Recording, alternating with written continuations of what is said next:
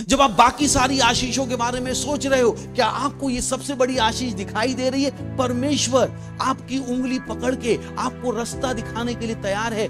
दिन के 24 घंटे आपकी जिंदगी की हर विषय में इससे बड़ी आशीष वो आपको और क्या दे सकता है?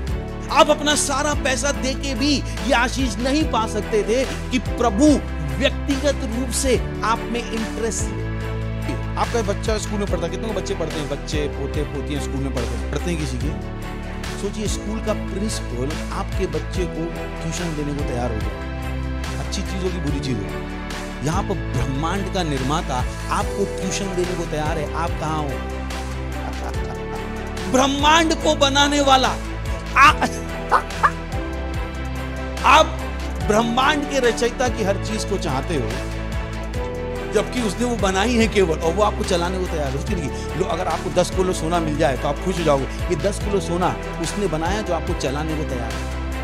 वो प्रभु आपको व्यक्तिगत रूप से आपके अंदर घुस के आपको बताने को तैयार है आप कहां हो।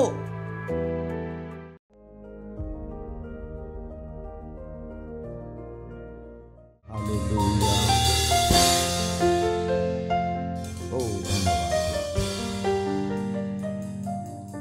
परमेश्वर आप दयालु हैं, आप कृपालु हैं, आप प्रेमी हैं, वफादार हैं, सत्यनिष्ठ हैं,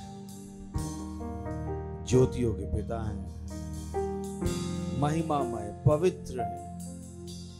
ओ प्रभु, धन्यवाद, धन्यवाद। आप युगानुयुग एक जैसे हैं। आपकी दया नई है और सदा की है। आपका वचन सच्चा है प्रभु, आप सच्चे हैं। ओ धन्यवाद प्रभु, हमें सदा विजय के उत्सव में चलाने के लिए धन्यवाद। आपके आत्मा के लिए धन्यवाद, आपके लिखे हुए वचन के लिए प्रभु धन्यवाद देते हैं। आपकी उस योग्यता के लिए जो हमारे अंदर काम कर रही है, धन्यवाद देते हैं। धन्यवाद, धन्यवाद, धन्यवाद इस समय के लिए जो आपने हमें दिया है कि हम आपके बच्चों से सीखें और आगे बढ़ें। मैं प्रार्थना करता हूं प्रभु आपके बच्चों के लिए, ये वचन इनकी आत्माओं की अच्छी भूमि पर गिरकर 100 गुना फल लाएगा प्रभु यीशु मसीह के नाम। आप प्रभु धन्यवाद, धन्यवाद, धन्यवाद, धन्यवाद। और इस प्रार्थना को प्रभु यीशु मसीह के नाम में मांगते हैं, आमीन। Praise the Lord. बैठ सकते हैं। हालेलुया। पड़ोसी का स्वागत कर सकते हैं अच्छी सी मुस्कुराहट के साथ। बोलिए, खुशी हुई आपको देखकर। Praise the Lord. हालेलुया। बोलिए, मैं आत्मा हूं, मैं आत्मा हूं। ध्यान रखिए, आपका जीवन आपकी आत्मा से निकलेगा। आपका जीवन आपकी आत्मा से निकलेगा। जो आप अपनी आत्मा की आंखों से देख रहे हो वही आपको दिखाई देगा, और जो आप देख रहे हो वही आपको मिलेगा।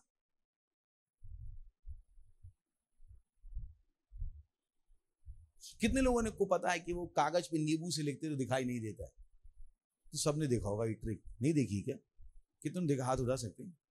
कागज पे वो नींबू से लिखते थे जासूस लोग, और करते थे, और कागज पे दिखाई नहीं देता है, फिर नीचे क्या जलाना पड़ता है, वो कुछ मोमबत्ती से देखो तो दिख जाता है। कितने को पता है ये जादू? नहीं पता ये जादू? ये तो बहुत सरल जादू है, मुझे तो हर बच्चे को पता होगा, नींबू से लिखने का। वैसे ही आत्मा की चीजें दिखाई नहीं देती जब तक आत्मा उसके नीचे ना आ जाए। Praise the Lord.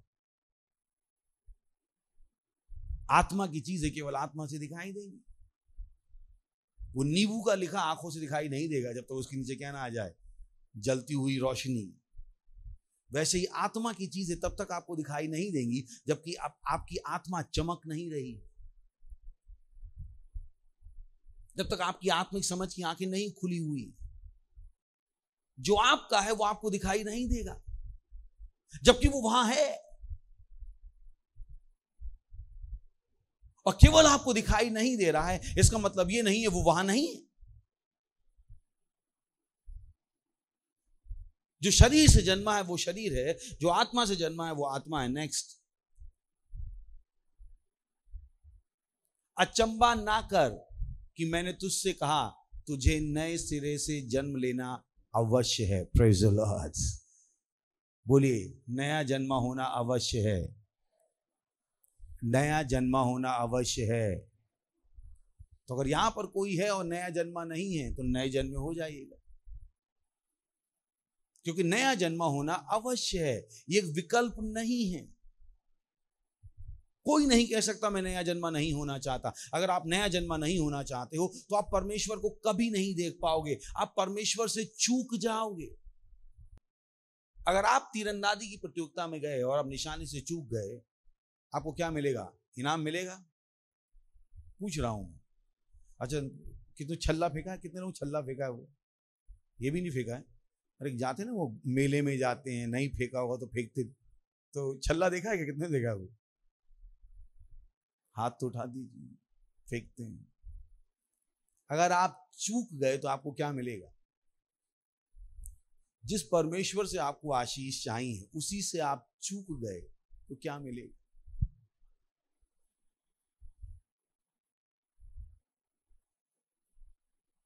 तो सोच के देखिए, परमेश्वर ने आपसे कुछ करने को कहा और आपने वो छोड़ के वो सब किया जो उसने करने को नहीं कहा। कोई कह सकता है पर परमेश्वर ने मना भी तो नहीं किया, वो परमेश्वर ने कहा भी तो नहीं। हम यहां पर वो करने के लिए नहीं है जो परमेश्वर ने मना नहीं किया, हम यहां वो करने के लिए जो परमेश्वर ने कहा। कितने समझ में आ रहा है? सच है या झूठ है? मेरा सवाल समझ में आया क्या? क्योंकि बहुत सी लोग कहते हैं पास्टर परमेश्वर ने मना थोड़ा किया, इस लड़की से शादी करने के लिए परमेश्वर ने मना नहीं किया, पर कहा क्या?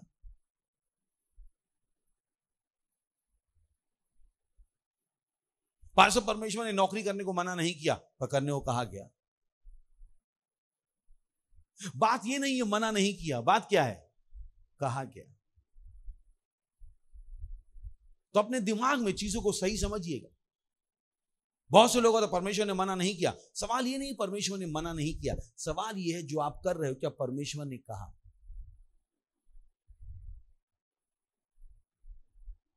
जो भी आप कर रहे हो, क्या आप कह सकते हो श्योरिटी के साथ जो आप कर रहे हो वो परमेश्वर ने करने होगा? मैं पूछ रहा हूं सवाल आपसे, कोई देख रही, कोई जवाब नहीं दे रहा है मेरा। मैं नहीं कर रहा हूं, शायद नहीं कर रहा, पर ये इंपॉर्टेंट होना चाहिए। सबसे इंपॉर्टेंट यही होना चाहिए कि मैं जो कर रहा हूं क्या वो परमेश्वर ने मुझसे करने को कहा है? जो मैं खाना खा रहा हूं क्या परमेश्वर ने खाने को कहा है? जो मैं कपड़े पहन रहा हूं क्या परमेश्वर ने कपड़े पहनने को कहा है? अब इसका मतलब नहीं हम परमेश्वर के गुलाम हैं, ये परमेश्वर की बुद्धि है। कितनों को पता है लोगों के पास फैशन डिजाइनर होते हैं? पूछ रहा हूं मैं, हेलो, कितनों को पता है? कितनों को पता है लोग पैसे देकर फैशन डिजाइनर लेते हैं ना, और फिर वो कौन से कपड़े पहनते हैं? जो अपने मन का होता है या फैशन डिजाइनर के मन का? वो तो नहीं कह रहे कि हम धोखे में। तो अगर आप परमेश्वर से पूछिए कपड़े पहन रहे हो तो भी आपका फायदा है। कितनों को पता है लोगों के पास न्यूट्रिशनिस्ट होते हैं जो उनको बताते हैं क्या खाना और क्या नहीं खाना? कितनों को पता है? पता है? तो अगर आपने परमेश्वर से पूछ लिया क्या खाना है, सही होगा या गलत होगा? हाँ, कितने लोगों को पता है कि लोग अपने पैसे को मैनेज करने के लिए मैनेजर रखते हैं? अब थोड़ा गहरे में आ गया, रखते हैं। तो अगर परमेश्वर आपको सिखाए आपके पैसे को कैसे मैनेज करना है तो वो गलत होगा या सही होगा? तो अपने आप से पूछिए, आप जो कर रहे हो वो किसने कहा है आपसे करना?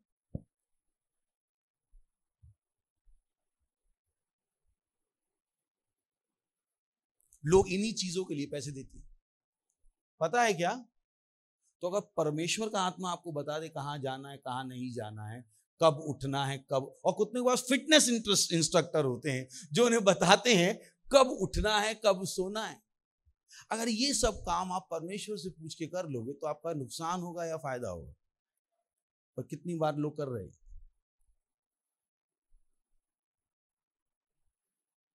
और फिर वो सवाल पूछे, प्रभु मेरी जिंदगी कब बदलेगी प्रभु? प्रभु कहा मैं हूं, सुन लेना। नहीं प्रभु कुछ और बता दो। और जैसे ही आप कहते हो कुछ और बता दो, प्रभु हो जाता है साइलेंट। मैं आपको बता रहा हूं प्रभु कितना कोमल है।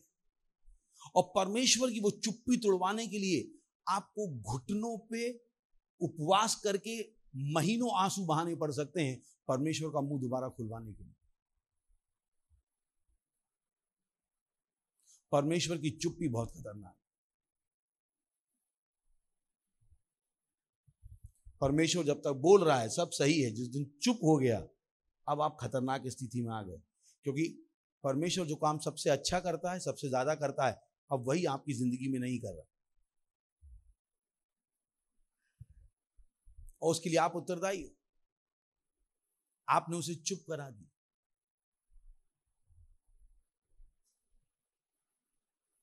परमेश्वर जो आपसे सबसे ज्यादा प्रेम करता है, जो सबसे ज्यादा आपका भला चाहता है, बहुत से लोगों ने अपनी जिंदगी में परमेश्वर को चुप करा दिया, डांट डपट के। हंस लीजिए, अरे हंस नहीं रहे। परमेश्वर उनसे बोल ही नहीं सकता कि अपना घर बेच दो। परमेश्वर उनसे बोल ही नहीं सकता कि अपनी कार बेच दो।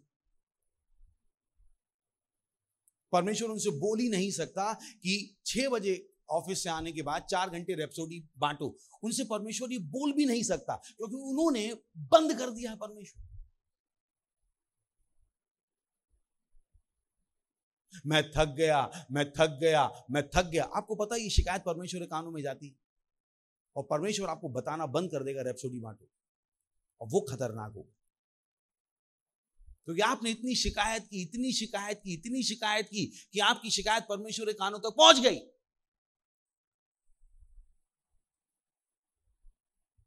कुछ लोग इतनी शिकायत करते, इतनी इतनी इतनी इतनी, सरदूत भी कहते हैं इनसे बात ही मत करो, क्योंकि हर चीज में उनके पास शिकायत, हर चीज में शिकायत। और उन्होंने अपनी जिंदगी में परमेश्वर को चुप करा दिया।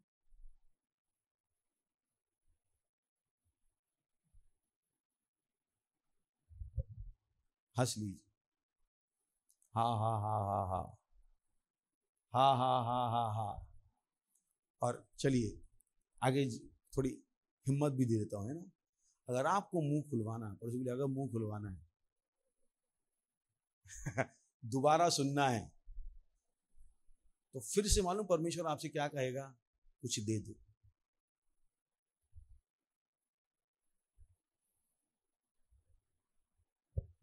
दे दो। बिना भेंट के उसका मुंह खुलने वाला नहीं।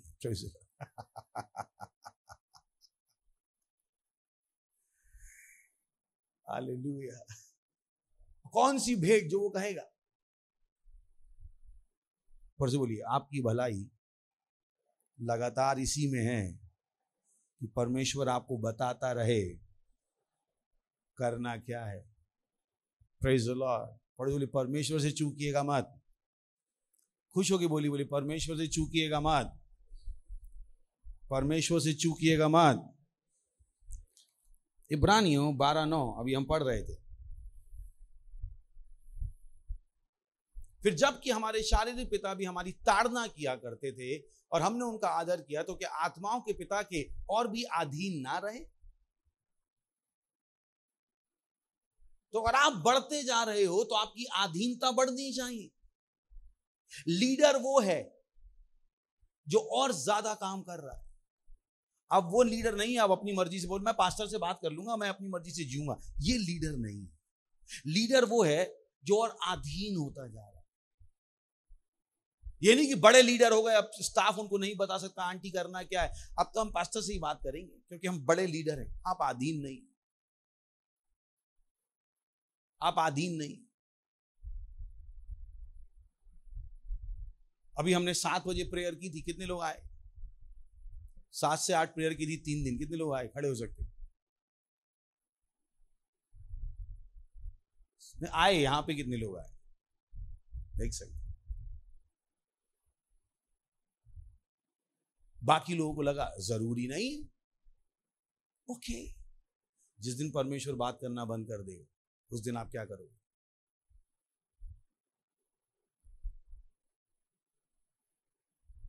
लिखा है। अब जबकि हमारे शारीरिक पिता भी हमारी ताड़ना किया करते थे और हमने उनका आदर किया, तो क्या आत्माओं के पिता के और भी अधीन ना रहे जिससे हम जीवित रहे? निर्णय है जो आपको लेना है, निर्णय है जो आपको लेना है। और बहुत से लोगों को निर्णय लेने में बहुत समय लग जाता है और यही कारण है परमेश्वर की आशीषों को देखने में उनकी पूरी जिंदगी गुजर जाती है। Praise the Lord, hallelujah. बोली परमेश्वर आत्माओं का पिता है। Praise the Lord, hallelujah. चलिए इफिसियों 4 अध्याय, ये जो मैं पढ़ रहा हूं, रुक जाइए, दिखाइएगा मत। इसको पढ़ने के बाद आपको विवश हो जाना चाहिए, विवश प्रचार करने के लिए, विवश। नेक्स्ट, इफिसियों 4 अध्याय 17वां वचन। इसलिए मैं ये कहता हूं और प्रभु में आग्रह करता हूं। देखिए फिर से क्या कह रहा है, और ये किन से बात कर रहा है? मसीहों से या अविश्वासियों से बात नहीं कर रहा है, ये मसीहों से बात कर रहा है, क्रिश्चियन से, जो चर्च जाते हैं, जिनका बैप्टिज्म हुआ है। इसलिए मैं ये कहता हूं, प्रभु में आग्रह करता हूं, कैसे जैसे अन्य जातीय लोग अपने मन की अनर्थ रीति पर चलते हैं, तुम अब से फिर ऐसे ना चलो। अपने मन से जीना उनका काम है, मेरा और आपका काम परमेश्वर के मन से जीना है। अंतर समझ लीजिए, यही तो आशीष है। मेन आशीष तो यही है कि हम परमेश्वर के द्वारा चल सकते। ओ गॉड, ओ गॉड, मसीहत की सबसे बड़ी आशीष कि परमेश्वर हमें चलाने के लिए तैयार है। वाह!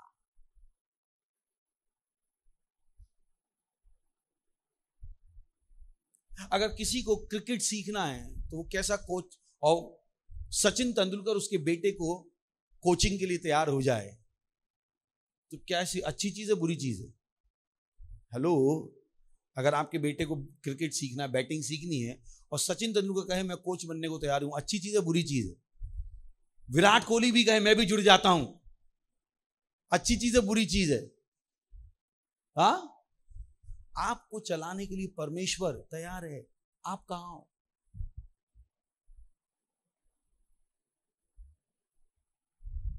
इससे बड़ा कोई आशीष नहीं है। जब आप बाकी सारी आशीषों के बारे में सोच रहे हो, क्या आपको ये सबसे बड़ी आशीष दिखाई दे रही है? परमेश्वर आपकी उंगली पकड़ के आपको रास्ता दिखाने के लिए तैयार है। दिन के 24 घंटे आपकी जिंदगी की हर विषय में, इससे बड़ी आशीष वो आपको और क्या दे सकता है? आप अपना सारा पैसा देके भी ये आशीष नहीं पा सकते थे कि प्रभु व्यक्तिगत रूप से आप में इंटरेस्ट ले।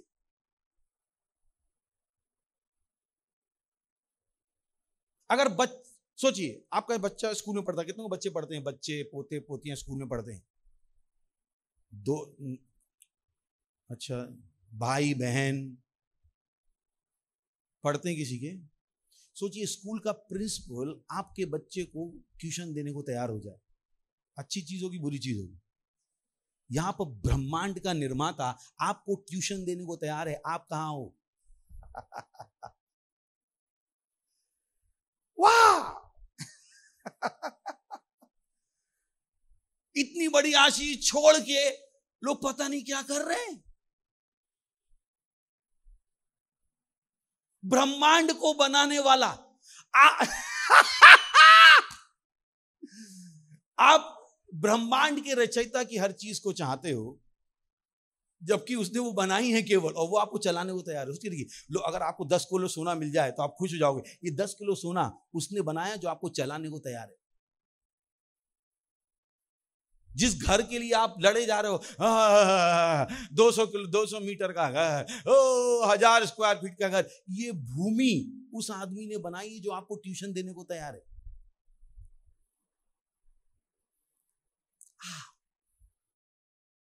क्यों आपको समझ में नहीं है? नहीं, मेरी मर्जी, मैं चाहे ये करूं, मैं, यही तो अनर्थ रीति है। परमेश्वर ने इसी से तो आपको निकाला, क्योंकि उसे पता था जब तक अपनी मर्जी से जीते रहोगे मरते रहोगे। और उसने अपनी दया में, अपनी करुणा में कहा, मैं तुम्हारे अंदर रह के तुम्हें चलाने को तैयार हूं। हालेलुया, वाह!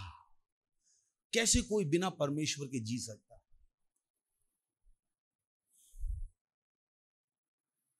कैसे? आप एक ऑटो वाले हो, परमेश्वर को पता है ग्राहक कहां है। अगर बस आप उसके द्वारा चलना शुरू करो, वाह!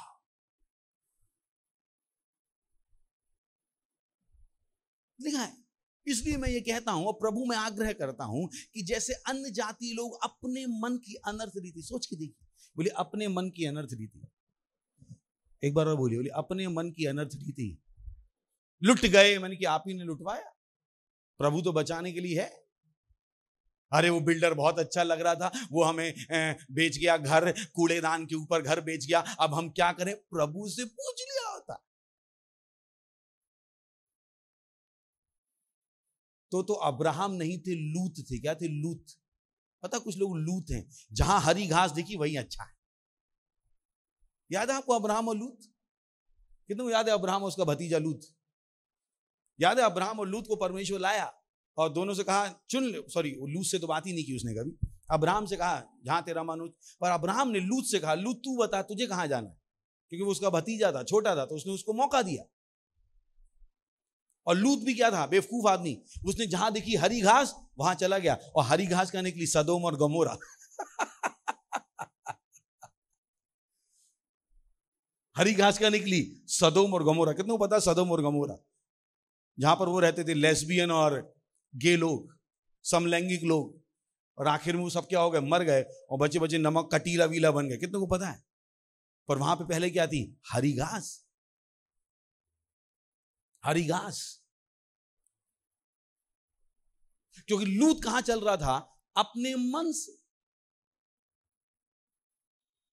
लूत को समझ में नहीं आया था कि लूत की आशीष अब्राहम के पीछे पीछे चलने में,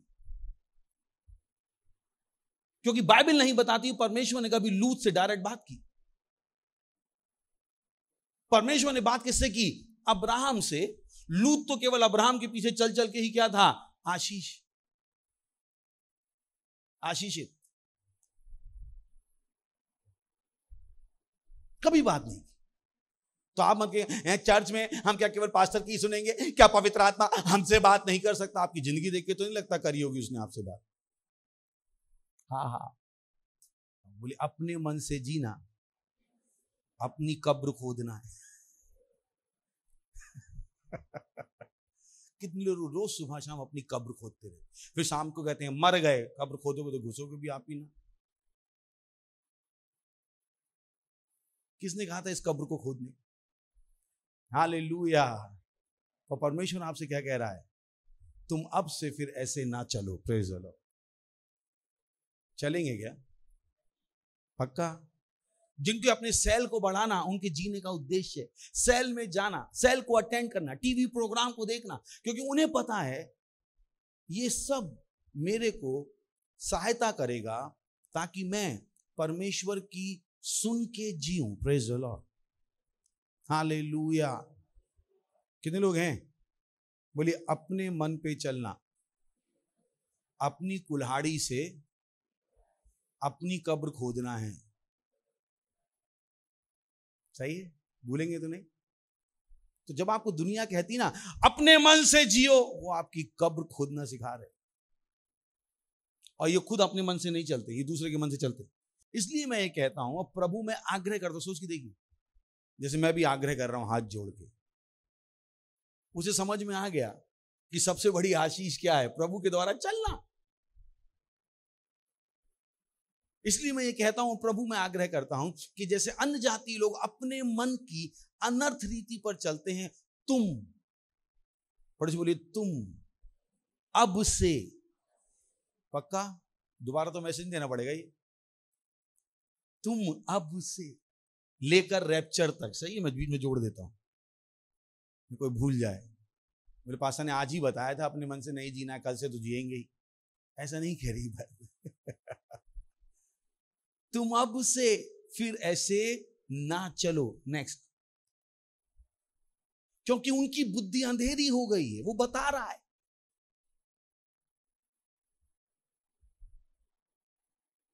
और उस अज्ञानता के कारण जो उनमें है, उनकी मन की कठोरता के कारण वे परमेश्वर के जीवन से अलग किए हुए हैं। वो बता रहा है कि उनकी जिंदगी कितनी खराब है, उनका मन कठोर है। कभी आपने कहा आप किसी से लड़ भी लो तो भी आपको लगता है चलो यार उससे जाके मैं मिल लूं, दोस्ती कर लूं। पर वो लोग जो आपके घर में आपके रिश्तेदार हैं, जो यीशु मसीह को नहीं जानते, वो लोग लड़ते हैं, वो आपसे बात करने भी नहीं आते। कितनों को पता मैं क्या कह रहा हूं? सच है कि नहीं? क्योंकि उनके मन क्या हो गए? कठोर। और कठोर क्यों है? क्योंकि परमेश्वर उनसे बातचीत नहीं कर पा रहा।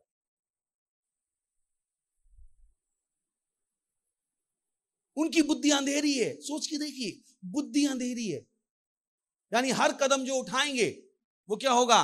गलत। यही कारण है, दुनिया की परेशानी यही है। दुनिया को लगता है ये सही रास्ता है, थोड़ी देर में पता लगता है ये तो गलत रास्ता, क्योंकि उनकी बुद्धि अंधेरी हो गई उस अज्ञानता के कारण जो उनमें है। किसकी अज्ञानता? परमेश्वर की अज्ञानता। और उनके मन की कठोरता के कारण वे परमेश्वर, ओ गॉड, दिस इज मोस्ट, ये सबसे दुखद चीज लिखी है, परमेश्वर के जीवन से अलग किए हुए। ओ गॉड,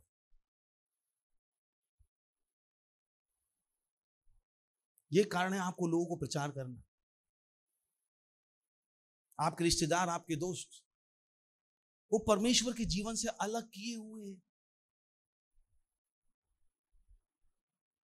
यहां पे बात धर्म की नहीं हो रही, यहां पे बात हो रही परमेश्वर के जीवन की। सोचिए, जवान लड़का है, 10वीं पास करता है, 12वीं पास करता है, उसका एम है पैसा कमाना, उसका एम आत्माएं जीतना नहीं। पहले 12वीं तक उसके पास पढ़ाई थी, अब उसको नौकरी करके पैसे कमाने हैं। जैसे दुनिया जी रही वैसे ये भी जी रहा है।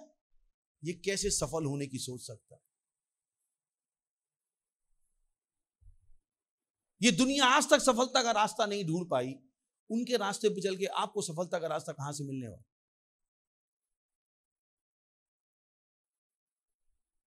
उनकी बुद्धि अंधेरी हो गई है उस अज्ञानता के कारण जो उनमें है, और उनके मन की कठोरता के कारण वे परमेश्वर के जीवन से अलग किए हुए। नेक्स्ट, और वे सुन्न होकर, शब्दों का चुनाव देखिए। सुन्न, पता है सुन्न क्या होता है? कितनों को पता है सुन्न?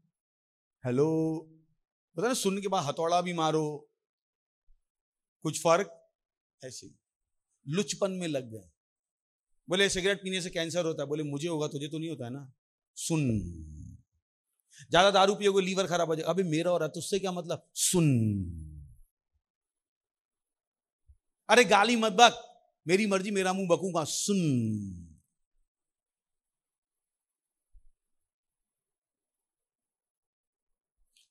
नहीं, एक लड़की से काम नहीं चलता, किसी के होठ अच्छे, किसी की नाक अच्छी है, किसी के कान अच्छे, किसी के गाल अच्छे, किसी के बाल अच्छे। सुन, और वे सुन्न होकर लुचपन में लग गए हैं और सब प्रकार के गंदे काम मजे लेके किया करते हैं। इसका मतलब ये,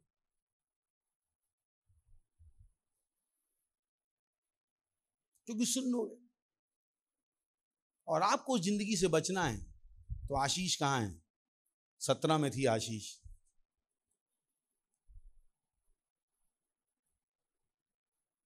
इसलिए मैं ये कहता हूं और प्रभु मैं आग्रह करता हूं कि जैसे अन्य जातीय लोग अपने मन की अनर्थ रीति पर चलते हैं, तुम अब से फिर ऐसे ना चलो। Hallelujah, hallelujah, hallelujah. प्रभु बोलिए, परमेश्वर के रास्ते पे चलो, बाकी रास्ते कब्र की ओर जाएंगे। एक ही रास्ते में जीवन है, वो है परमेश्वर का रास्ता। उठाइए अपने हाथ, कीजिए अन्य भाषाओं में प्रार्थना, कीजिए अन्य भाषाओं में प्रार्थना। बोलिए, मैं परमेश्वर के रास्ते पर चल रहा हूं। मैं अपने जीवन के लिए, मेरे पीछे बोलिए, मैं अपने जीवन के लिए परमेश्वर की इच्छा में चल रहा हूं, परमेश्वर के उद्देश्य में चल रहा हूं। मैं अनर्थ रास्ते पर नहीं चल रहा हूं। जीवन में मेरा रास्ता महिमा का है, सफलता का है, प्रगति का है, समृद्धि का है, उन्नति का है, क्योंकि मैं परमेश्वर के रास्ते पे चल रहा हूं, परमेश्वर के रास्ते पर चल रहा हूं। मैं दुनिया की तरह अपने मन की अनर्थ रीति पर नहीं चल रहा हूं, किंतु पवित्र आत्मा के द्वारा चल रहा हूं। मैं जो भी करूंगा वो आत्मा के द्वारा होगा, यीशु के नाम में, आमीन। अच्छा, ये कहना काफी नहीं है, सही ना? जैसे होता ना कि अगर आपने 4 दिन से खाना नहीं खाया है, मान लीजिए ये पतली पतली लड़कियां बैठी हैं, ये 4 दिन से खाना ना खाएं और मैं इनसे कहूं ये उठा लो, ये कहेंगे पास्टर हमें ही उठा लो। इनका मन हो सकता है, इनका मन हो सकता है, पर इनसे उठने वाला नहीं है। वैसे आपका मन हो सकता है परमेश्वर के रास्ते पे चलने का, पर जरूरी नहीं आप चल पाओ। चल तब पाओगे जब वचन आपके अंदर अधिकाई से बसा होगा, जब आपकी आत्मा वचन खा के मजबूत हो गई हो, तब परमेश्वर की आवाज को सुनना, परमेश्वर की आवाज को समझना और परमेश्वर की आवाज के हिसाब से चलना आसान हो जाए। पर जब आप वचन नहीं सुन रहे हो, आपको रैप्सोडी दी गई है, मैं कहता दिन में वही 3 बार पढ़ लीजिए, अच्छे से एक संदेश रोज सुन लीजिए, तब आप अपने मन की अनर्थ रीति को छोड़कर परमेश्वर के, केवल मन बनाना काफी नहीं, उस मन बनाने के लिए आपको कुछ और भी करना है, और वो क्या है? वचन को भर भर के सुनना। जब आप वचन को सुनोगे तो आपको अपनी जिंदगी ढंग से दिखाई देगी, ढंग से दिखाई देगी। आपको पता होगा क्या करना है, क्या नहीं करना, क्योंकि वचन परमेश्वर का प्रकाश है। Praise the Lord. और प्रकाश जब आता है तो अंधकार क्या हो जाता है? दूर हो जाता है। उनके पास नहीं है, क्योंकि उनकी बुद्धि क्या हो गई है? अंधेरी। हालेलुया। ये समय है भेंट, दशमांश, पार्टनरशिप देने का।